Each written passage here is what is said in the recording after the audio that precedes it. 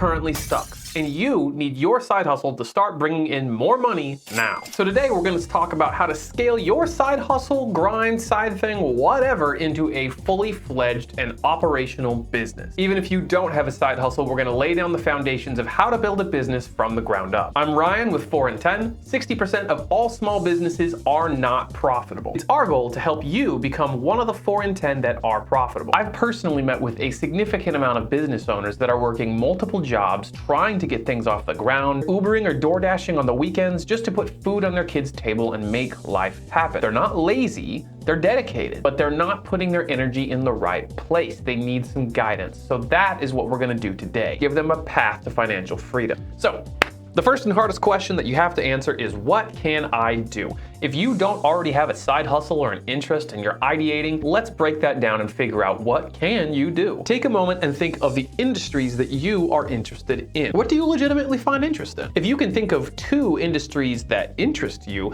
a crossover between the 2 may be an easy way into something that you care about. For instance, if you're interested in automotive and photography, you could cross over the 2, and an obvious answer would be car photography or car product photography. A lot of people have trouble choosing 2, so let's stick with 1 and then work our way up from there. So for our example today, we're gonna stick with automotive. Now you might say, I'm not Elon. I don't have the money to just start a car manufacturing plant. I don't got that kind of money. What do you think I'm gonna do? A car doesn't just blip into existence. It has a million hands that touch it along its life. You need to think about the life cycle of whatever product or industry that you're looking into. A car needs to be designed. It needs to be manufactured. It needs to be tested. It needs to be reviewed. It needs to be sold. It needs to be photographed. It needs to be marketed. Once a car is released onto the market, it needs to be fixed. It needs to be cleaned. You need lenders to give money to people who want to buy the car. You can buy a car and rent it out to people who want to drive that specific car or just are in need of a car. Eventually, cars need to be broken down, turned into parts, reused or recycled. If you sit down and figure out the life path of every single thing that industry touches,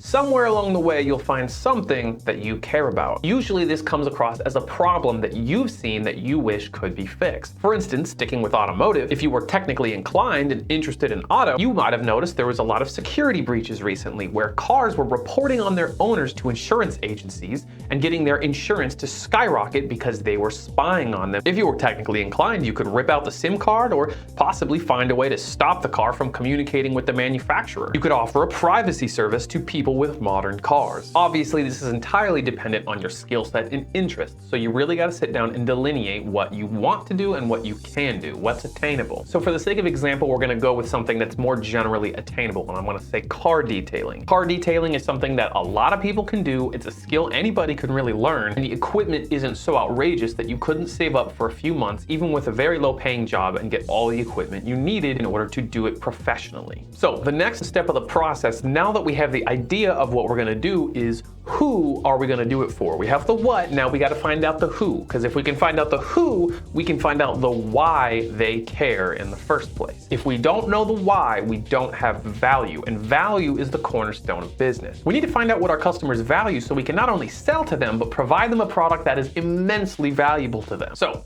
this is our website, 4in10.io. You do not need a subscription to this website in order to follow along with this video. If you're interested in it, you can check it out. Otherwise, just follow along. We're gonna start with persona research. If you need to figure out clients, employees, investors, or any relationship with someone, and you need to target that person and attract the right people, you need to sit down and do persona research. Some people call it ideal client research, avatar research, has a million different names, but you get the idea. People research. Now, if I'm gonna realistically sell this in my town, I would have to figure out who are the target demographic. I think I would go after car guys at the local Navy base. Just from my personal observation, a lot of the new cars I see are driven by military recruits, and military being stationed to the base. So I think that would be an ideal target demographic, as it represents a large financial stronghold in my city. We're gonna call this one military worker. Here we have all the forms that we need to fill out in order to get this person's information. Now you might look at this and go, what on earth? How am I supposed to know all of this?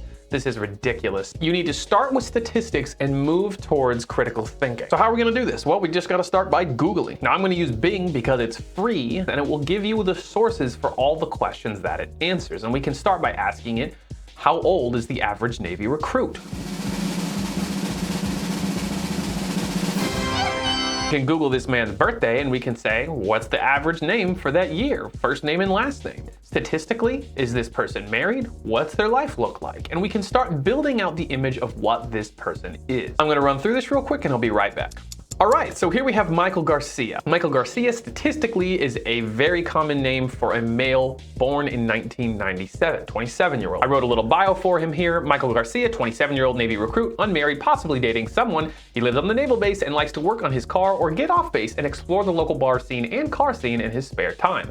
While on base, he likes to work out, to stay in shape, or plays video games to relax. Now before, we just had this kind of rough, blurry idea of a Navy recruit. Now we have a very visual picture of an actual person. Chances are you're gonna have a few Michael Garcias coming in your door if you've done the research and you're actually going after this market. This picture was AI generated. I literally typed in a 27-year-old Navy recruit named Michael Garcia, and that's the first one that popped up. Now we're gonna move to the work overview. Same thing again, we're gonna sit down and look at statistics. Now, we're gonna start adding a little bit more critical thinking to each page as we go on. A lot of people say, oh, why can't AI just do this for me? Well, because AI can pull statistical averages, but it's not gonna be the ideal person that you want. We need to pair statistics with critical thinking. If we say, what's the most common job for a 27-year-old, odds are it's gonna be Amazon and Walmart. Well, we're not targeting Amazon and Walmart employees, we're targeting US Navy recruits. I'm gonna fill this out, again, just Googling everything, and then I'll get right back to you.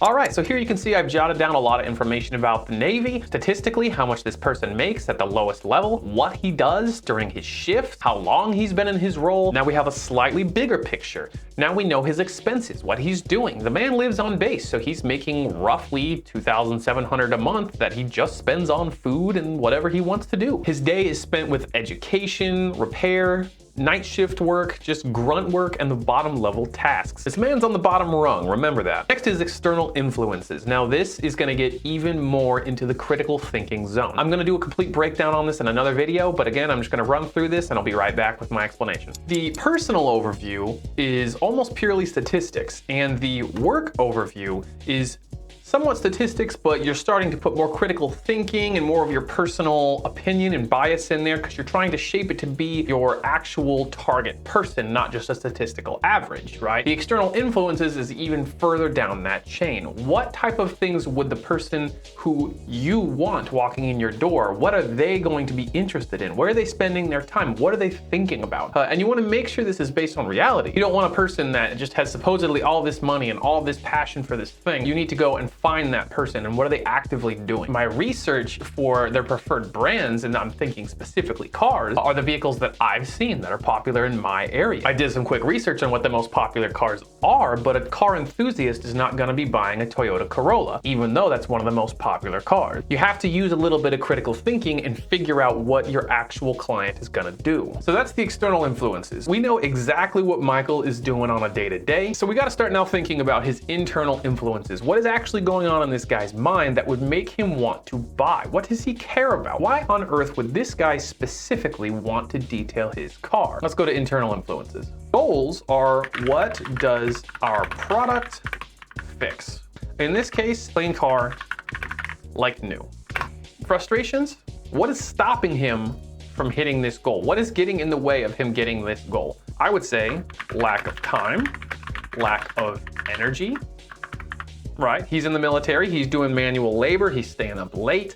The guy is busy, and by the time he has time off, he wants to get off base. He doesn't want to do chores. So lack of time, lack of energy. I'm gonna say desire to be with friends and enjoy his time. The motivation is why he wants that goal. Maybe he wants to impress his friends. We said that he's unmarried. Maybe he wants to impress women, trying to get a date, wants to make better friendships and become more popular. If we're really trying to delve into the emotional side of things, you can picture this person working hard all day. They're already in the military. They've already pushed themselves through boot camp. And maybe the one piece that they have to themselves, because they're in the barracks, they don't have any of their own property there besides, I don't know, maybe a gaming console, is the time that they work out that is solely their own. They can put in their headphones and be in their own world. But then when they leave base, they have their car, and their car is their new home. Their car is this self-bubble that they have. And he has a brand new Camaro, let's say. He got the 32% military APR Camaro, the classic, right? He wants this thing to represent himself. He wants it to feel like home. and he just wishes it would be clean, so when he goes out with his friends, it feels fresh, it feels new, people look at him, and he feels like he has a life and a personality outside of the military. So that's where I'm thinking, right? That's how I'm drawing those connections. Again, we want this to be real. This is a very human thing. I feel like it's not a stretch. If this is bizarre, if you come down here to the motivation and you're making up wild stuff in order to excuse this goal, then no, you gotta go back to the drawing board. Impressing his friends and impressing women that he's dating, that's a base level instinct. Everybody wants to do that. I'm gonna say in my notes that the military restricts his time, energy, and personal agency. And so his vehicle is a literal vehicle for his personal agency and personality to escape. Yeah? How are we feeling about that? Pretty solid? I like that. He wants a sparkly clean car, like new. Why? He wants to impress his friends, impress women. He wants to make better friendships and become more popular. He wants to remember the night out on the town where he showed up in his sexy Camaro and they hit all the bars and it was awesome, right? And it's a part of that image in his mind. What's stopping him from hitting this goal and having that personal agency? Well, he lacks time. He lacks energy. He wants to be with his friends. He wants to go out on dates. He doesn't want to sit there polishing his car. It's a really time-intensive thing, especially if you want to do it right. He cares about his car. The military is taking away all his time and energy and bandwidth. So what is this guy gonna do? The buying trigger is what fixes the frustration. A car detailer can make your car look perfect without you wasting energy or time. The breaking point is the final straw. Can't take it anymore. Last time he went to the bar and tried to pick up a girl, they went back to the car and she laughed because of how filthy it was, and she was super turned off, and she said, I gotta go, this is gross. And he was sad and he lost the date because of it. And he said, I can't deal with this anymore. The car is now interfering with my life. It is when this issue becomes so big that it has to be taken care of. If he's an automotive enthusiast, he probably takes decent care of his car, but that's an example of what a breaking point could be. So lost the date due to a filthy car, or got shown up by someone else's cleaner car.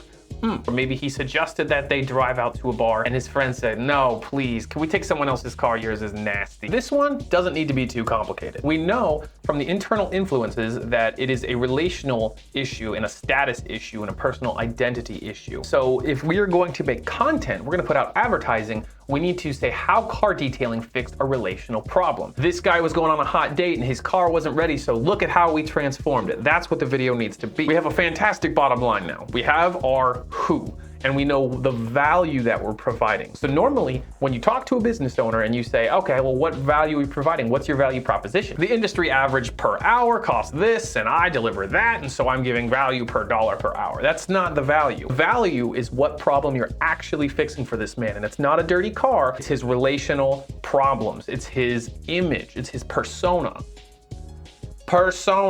So we need to cater it towards that. So now that we know the value, now that we know the what, now that we know the who, and now that we know the why, we have to dictate the product towards this person. We have to refine it a little more. So I'm gonna come down here to the business plan and deliverables. Deliverables are what's on the menu. So if we're offering a car wash, this one could be a standard wash. Should I pick? I'm gonna pick this one.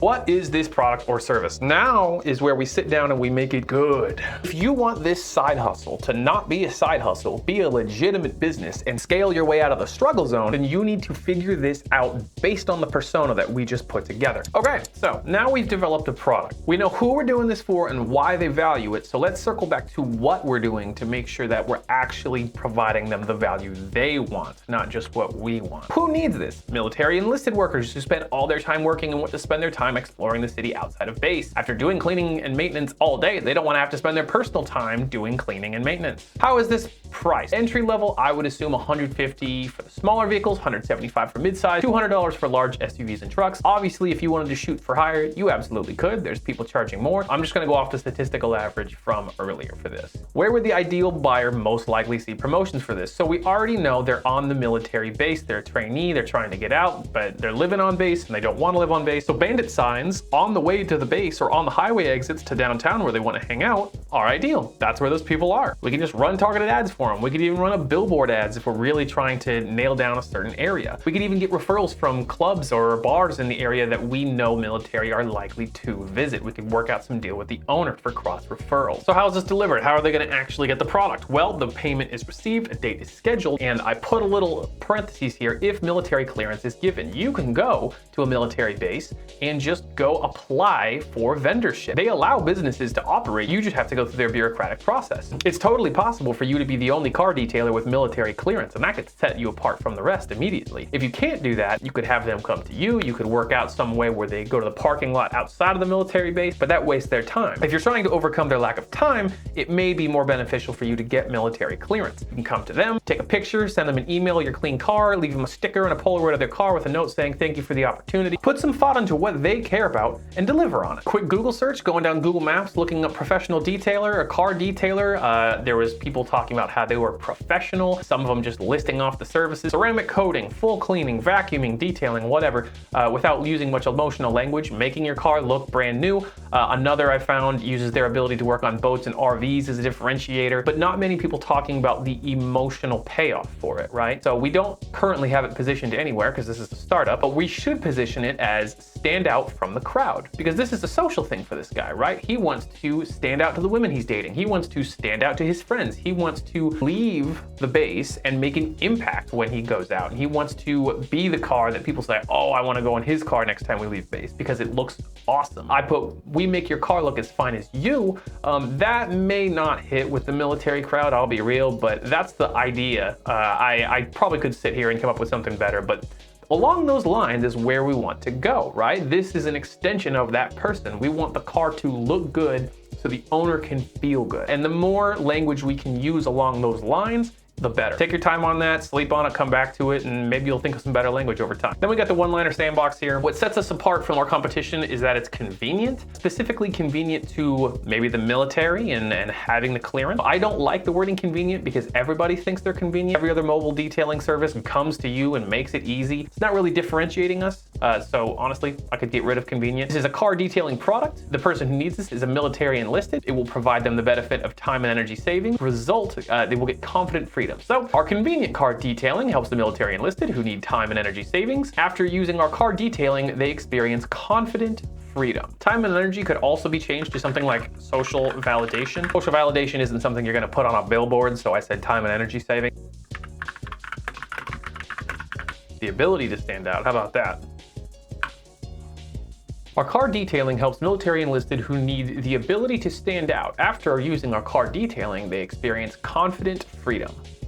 Get some work, but you get the idea. We're not just saying we're a car detailer. We're a little bit more than that. We're giving them freedom. We're giving that social proof to them. We're granting them a lifestyle they didn't have before. And the more language we can use towards that, the better. So we've done it. That's it. We now have a business. We have the very bare basics of what will make a successful business. If you thought of an idea, you thought of a problem you could solve, you thought of who you could fix it for and why they would care and how you're going to put that product out there, you have a working formula. The next step, which I'm not going to go into here, I'll go into it in a separate video, will be sitting down and figuring out the pipeline of every step of the way to make sure that that product is as perfect as can be for that person. Let's set this back into escaping the survival zone. So now we know our who, now we know our what, now we know why the who cares about what we're doing, and now we've crafted a product that's great, that we know our persona cares about. And we can word it in a way that will make them care about it. We can put out advertisements advertising what caters to them. It costs a family of four roughly $70,000 to $80,000 based on these results to live. If we look at the most popular jobs, we can see that this is not enough for someone to live on based on the average. Realistically, it's probably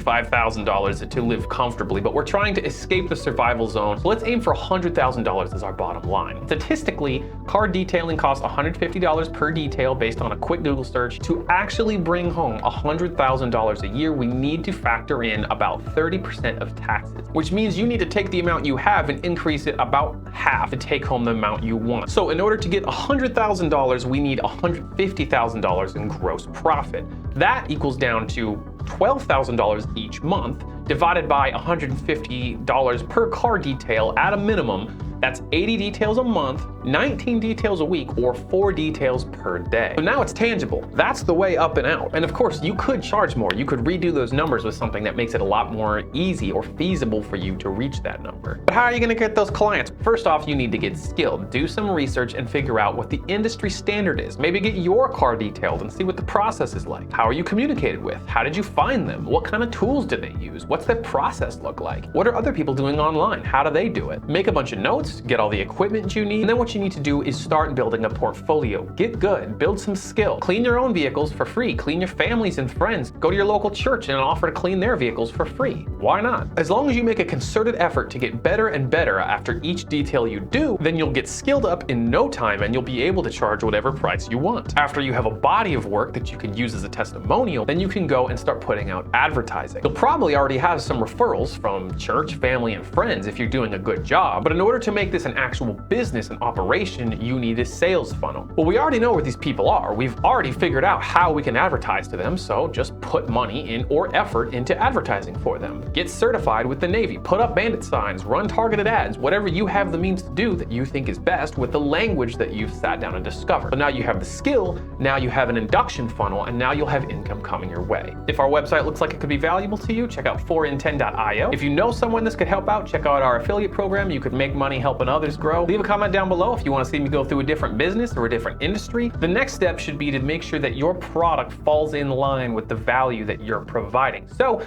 check out this next video on how to make good products or services. See ya.